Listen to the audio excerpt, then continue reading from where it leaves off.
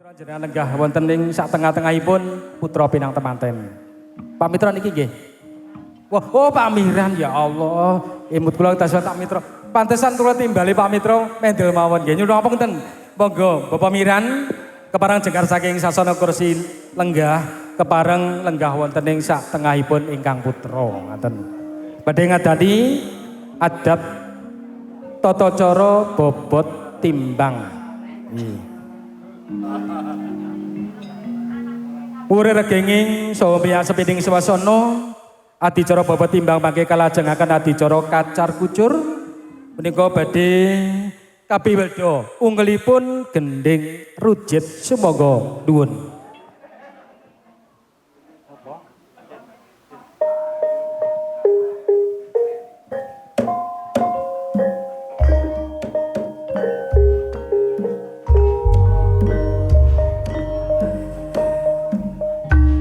Bapak Mitran sampun lenggah wonten ing satengahing putra pinang temanten kekalih badhe ngadani bobot timbang. Ibune Ibu Yati delengen saiki awakku wis padha putra kekalih katon boten wonten bentenipun. Dados kula mboten badhe benten-bentenipun antawisipun putra piyambak lan putra mantu. Gandhe wonten ing dinten kawuri. Mereka sampun dados parujuanipun keluarga kekalih nerenjih keluarga saking bangsa Patra kalian keluarga wonten ing Laladan Trasana. Nggih. Bilih sampun kepareng panjenenganipun Bapak Miran jumeneng sekalian putra pinang temanten sarimbit ingkang sapuluhan nandur putra pinang temanten sekalian. Mugi kepareng panjenenganipun Bapak Miran anggrangkul putra pinang temanten sarimbit kepareng kalenggahaken malih wonten ing kursi rinengga. Lenggahipun putra pinang temanten kalih tansah memuji dumateng asalipun Gusti Kang Maha Wikan. Monggo sareng-sareng kita dongaken bismillah sepisan kanggo selawase. Wertinipun Gendo Ayu Murti lan kowe bocah Bagus Rohman kowe tatandur wonten madyaning bebrayan muga-muga sepisan iki kanggo selawase. Aja seneng dadi manten nadyanto dadi manten iku rasane seneng.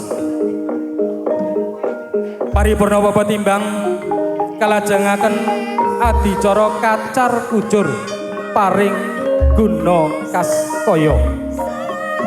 Monggo kepareng Ibu ingkang hamritesaken lumampahing adicara kala dherekaken ngadani adicara ingkang salajengipun inggih menika kacar kucur asung atur guna kaya ingkang putra pinang temanten kakung tumaduk dumateng ingkang garwa nerenjihipun Genduk Murtini.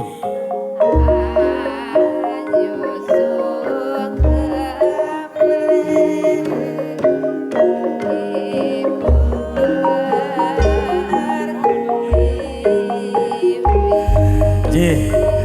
Pangapunten menika wonten selas resepsi nggih. Kacar kucur menika kalebetaken wonten ing rencana adicara ingkang pungkasan. Ewa dereng salajengipun menika sungkem pangabekten putra pinang temanten sarimbit menika kepareng badhe sowan wonten ngarsanipun Kang Rama saha Ibu.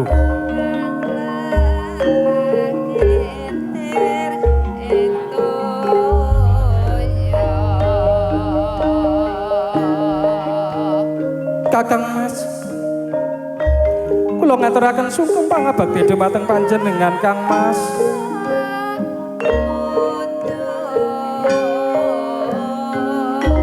Wiwit sapengkering dina ingkang kawuri awake dhewe wis dalen kamardikaning tresna nanging nembe dina iki bisa kasebadan jinangka aku dadi garwa keluarga panjenengan Kang Mas. Iya diajeng. Apa kang dadi praptilamu? Aku pun wong kakung tansah sumadya wonten dawuhmu wong ayu. Nuli putra pinanten manten sowan wonten ngarsanipun ingkang Rama lan Ibu. Wonten ing latah Ngayogyakarta sowanipun putra temanten boten keparengaken ngagem duwung mila mekaten wonten adicara lolos duwung. Sabagi putra pinanten saring biyut sampun lega jumuku wonten ing ngarsanipun bapa lan Ibu. Duwe ndira pijeling pangandika Rama Ibu. Kula ngaturaken sungkem pangabekti dumateng panjenengan ingkang Rama lan Ibu. Boten langkung tansah kula nyuwun berkah donga pangestu panjenengan mugi anggen kula nampi kodratipun Gusti Kang Maha Kawasa kepiyur wonten ing madyaning bebrayan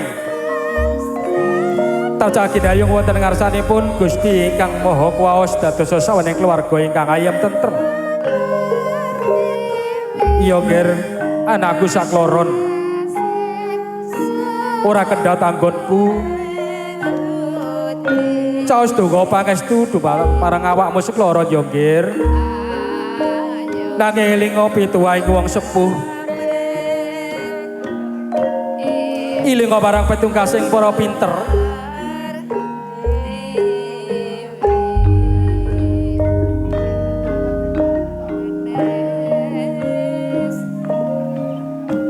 Nuli putra pinanten manten sekalian tumindak pamit saking ingkang Rama tumuju dumateng ingkang Ibu lan ingkang Rama nggon panjenenganipun Bapak Soekarwo. Ugi jroning griya tansah ngaturaken sungkem saha pangabekten Rama Ibu sungkem lokojo dumateng panjenengan iya nggih putraku sekloron. Muga-muga donga pangestuku tansah ndayanana paranggonmu bebrayan wonten ing ngarsaning Gusti ingkang akarya jagat.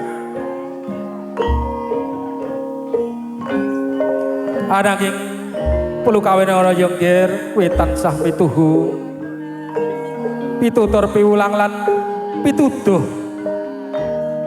Pitutur yaiku saka ngarsanipun tiyang sepuh kuwi kudu birrul walidaini tansah bekti dhumateng tiyang sepuh sakloron yenggir. Ewadene ingkang kalih piwulang kowe aja akan lalenen parang piwulang ingkang para winasis parang guru lan dwijama lan kiemu supaya muhung dumateng ngarsanipun Gusti ingkang akarya jagat ya nggih. Ewadene ingkang pungkasan pituduh awakmu sakloron kudu netepi pituduhipun Gusti ingkang akarya jagat. Wong omah-omah ora gampang sanggane ora enteng jejibane. Kula tansah guyub rukun sembodo apa kang dinaka jumbuh apa kang kok gayuh yongkir putraku sakrolon. Babile paripurnanipun atur sungkem pangabekten kalajengaken adicara kacar kucuk asur guna kaya. Wardinipun kacar kucur wong liya dadi sadulur ingkang dumadi saking arta receh saking beras jeni kacang kawak lan gudhe kawak metu palampita bilih jejering priya kudu gelem paring pangayoman dumateng ingkang garwa asung guna kaya lan katentreman dumateng ingkang putra. Paripurnanipun kapasrahaken dumateng tiyang sepahipun kekalih neneje panjenenganipun Bapak Miran sekalian Ibu Yati mugi kadhelel wonten ing telenging driya nuwun.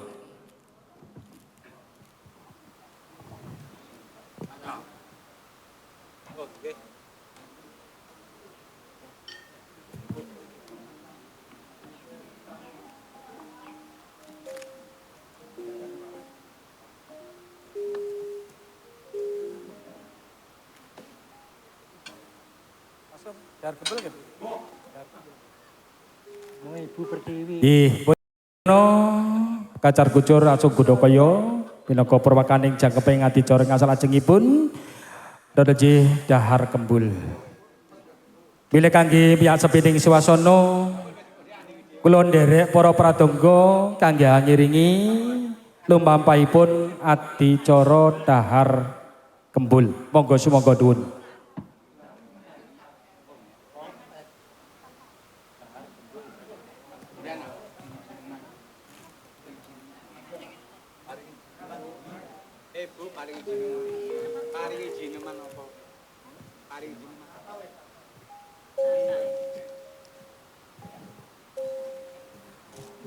Lumatosipun adicara dahar kembul jroning manah tansah pamuji dumateng karsaning Gusti mewah nyuwun berkah donga matur sugeng para ramo diajeng garwaku pun murtini sajroning awak dhewe lomban wonten ing madyaning bebayan kok kaya iki rasa ngelih lan ngelak kaya-kayai awakmu mau wis bedak diajeng Nreje Kang Mas sejatosipun kelawu sampun masak ingkang dumadi saking mawarni-warni menawi palampita bilih jroning bebrayaning mangke tentu badhe ngadepi pinten-pinten pacoben lan nistaning Gusti Kang Angkara Jagat kalajengaken unjuk tirta wening ingkang meja saking tuing telenging griya.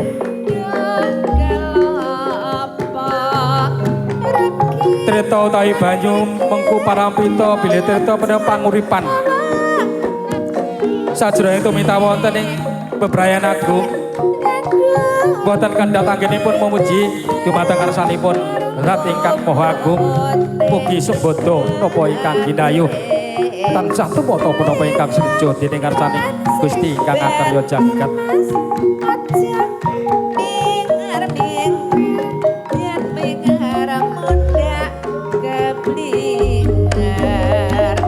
Yen